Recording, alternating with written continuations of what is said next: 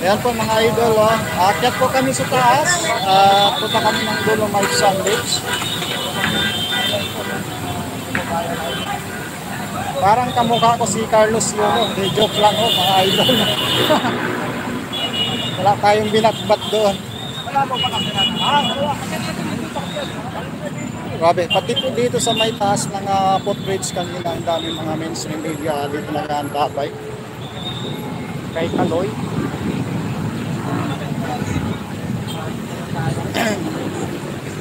Ayan, bol-bola ka din traffic, no?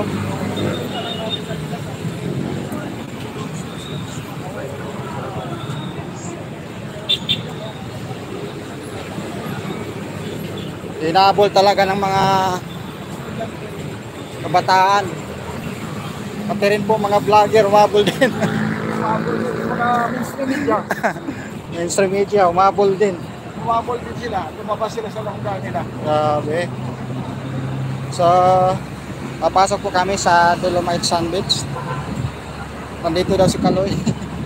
Nandito si Kaloy, bumalik sa Dolomite. Balik sa Dolomite. Ayun po.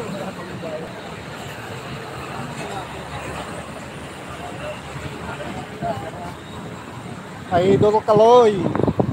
Where na you? Dito namin.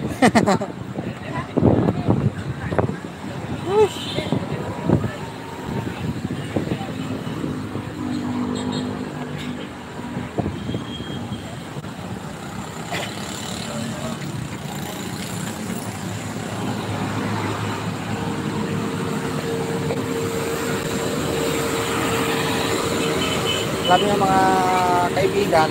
At tumabay kasi. Oo. Dapat yung gold medalist lang sa Kaway.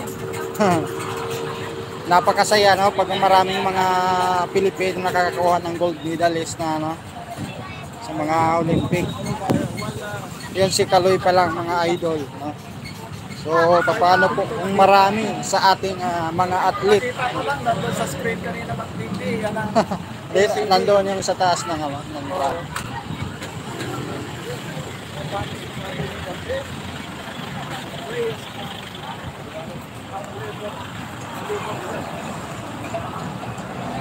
Kung makita, may mga nagko-comment dito. Na-off ko ata yung comment section ko. Hindi ko ma-open.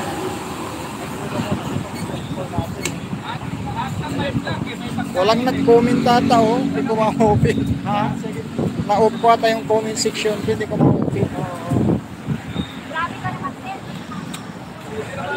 Halos inabot din tayo kulang-kulang oras sa pag-aantabay kay Carlos Ayulo. Ha? Desmond, sinundo ko lang doon banda. Doon din ako kanina sa may footbridge sa area mo kanina. Oh.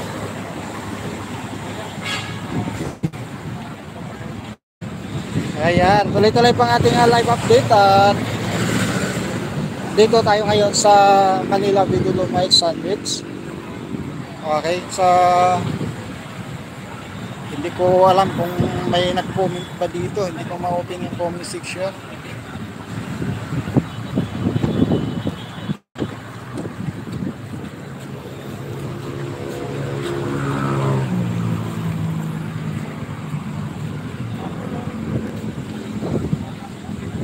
So yan, mega love shoutout po sa ating mga viewers kasalukuyan nanonood. So, May mga politikong may kasalanan. Ito yung politikong nakaupo sa Malacanang na tumitira ng pulburon. Ikulong din.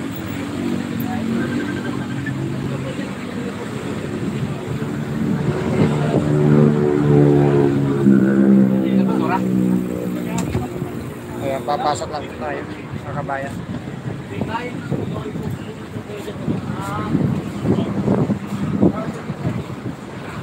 Ayan, dito na tayo sa loob.